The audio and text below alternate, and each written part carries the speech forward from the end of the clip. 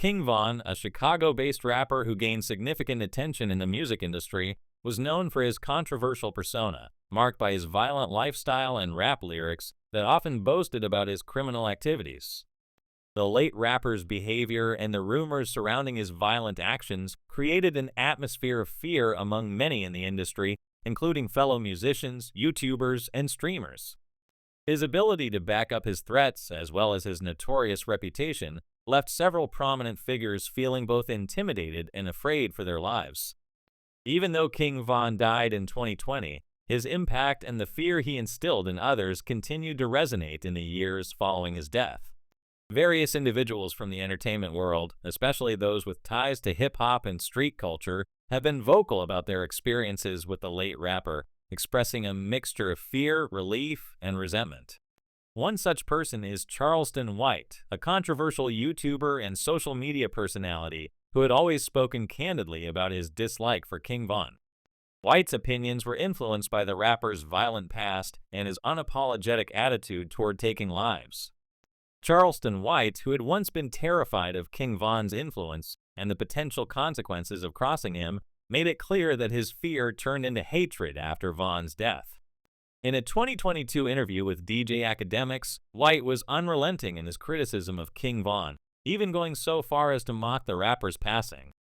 He referred to Von as a demon and voiced that he had no sympathy for him, particularly because Von had been accused of causing harm to others, including the death of a 15-year-old named Tuka, whose tragic death King Von had mocked. White pointed out the hypocrisy within the industry, arguing that while Von had glorified the killing of others, there was little attention or care given to the victims' families. He also criticized the public's fascination with King Von, arguing that the attention should have been focused on the victims rather than the rapper who had caused their pain. White's comments sparked backlash, particularly from Von's supporters and family members, but he remained steadfast in his criticism. White even made it clear that he had no problem with his controversial statements and saw King Von's violent actions as deserving of condemnation rather than admiration. He continued to question the widespread admiration of Von, pointing out that some celebrities had even taken photos in front of Von's mural while overlooking the victim's suffering. White's remarks became particularly cutting when he referenced a 2014 shooting in which Von was implicated in the death of Malcolm Stuckey. The charges against Von had been dropped after witnesses failed to testify, something White attributed to fear of Von's violent tendencies. For White, Von's behavior and the public celebration of him as a figure of power and respect were part of a troubling trend in the entertainment world. While Charleston White's stance was one of outright condemnation, others, like British YouTuber Trap Lore Ross, had a more nuanced perspective. Ross, who released a documentary in 2023 about King Von, labeled him as rap's first serial killer. The documentary, which garnered significant attention, explored Von's alleged involvement in multiple murders, including the killing of Key Barnes, a notable figure in the Chicago street scene. Ross' investigation into Von's life began years earlier when he first encountered the rapper during a period when he was researching Chicago's gang culture. However, it wasn't until Ross delved deeper into Von's past that he began to connect the dots, eventually leading him to the conclusion that King Von was responsible for several murders, with some of them dating back to 2012. Ross connected Von to a series of killings that allegedly spanned over the years, and his documentary ultimately linked Von to 10 murders, many of which were allegedly committed in Chicago. Trap Lore Ross, like many others, was initially scared to delve into King Von's violent past, but after the rapper's death, Ross decided to put together a comprehensive account of Von's life. He wanted to investigate whether the rumors surrounding Von's killings were true and if the rapper truly lived up to his image as a cold-blooded killer. Ross' documentary analyzed police reports, news articles, and social media posts, matching them with Von's lyrics to show how he had glorified his violent acts in his music. Ross went as far as to compare King Von to a serial killer, citing the frequency and pattern of the murders and the personal satisfaction that Von seemed to derive from them.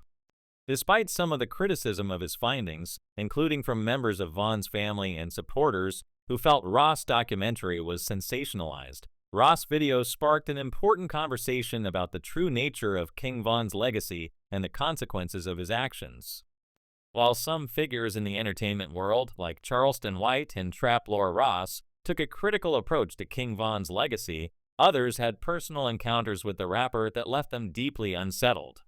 One such individual was Trenches News, a rapper and streamer who, in the past, had been fearful of King Von's violent reputation. Trenches News admitted that he had been shook when Von learned of his videos discussing the rapper's alleged murders, and it was only after Von let him slide that he decided to stop covering the topic altogether. Trenches News' fear of Von wasn't just based on the rapper's public persona, but also on personal experiences within the Chicago street scene, where King Von was known for his ruthless actions. Trenches News recalled that Von could have easily taken his life if he had chosen to do so, and his relationship with the rapper was one of live and let live, where both men stayed out of each other's way, understanding the potential consequences of crossing one another. In the wake of King Von's death, Trenches News expressed a sense of relief. While he was initially saddened by the loss of life, he acknowledged that Von's death had made the community safer, as the rapper had been a source of fear and intimidation for many. Trenches News explained that King Von's threats were always taken seriously, as the rapper was known to act on them. He also revealed that Von's violence extended beyond the music industry, with the rapper allegedly being involved in shootings that affected people within his community. Trenches News referred to Von as a bone in the neck of the community and emphasized that, in order for the area to heal, Von's death was a necessary one. This sentiment was echoed by other rappers who celebrated Von's passing, as they felt that his influence had been harmful to the city of Chicago and its residents. Another figure who spoke about King Von's death with a sense of relief was FYB J Main, who shared his thoughts on the rapper's violent nature. J Main, who had never directly interacted with Von, claimed that the rapper was possessed by a demon due to the severity of his actions.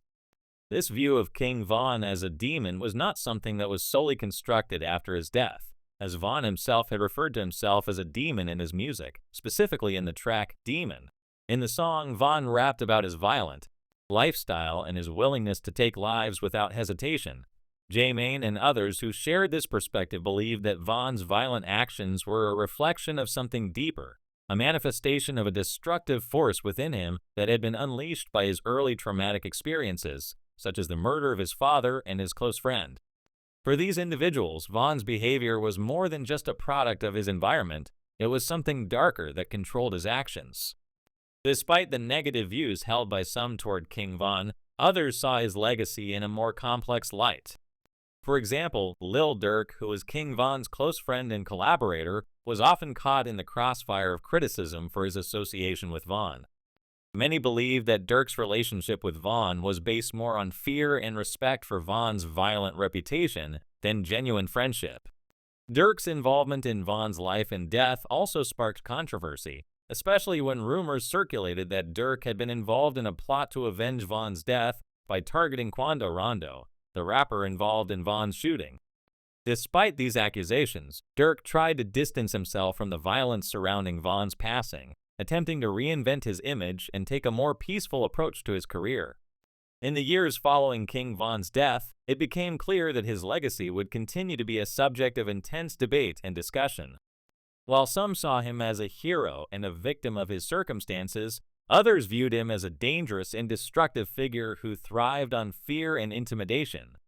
His influence on the rap scene and the streets of Chicago cannot be denied, but the stories told by those who interacted with him, whether out of fear, admiration, or resentment, paint a complicated picture of a man who was both a celebrated figure in the music world and a feared figure in his community. The controversy surrounding King Von's life and death shows just how deep the impact of violence and street culture can be on those who become entangled in it.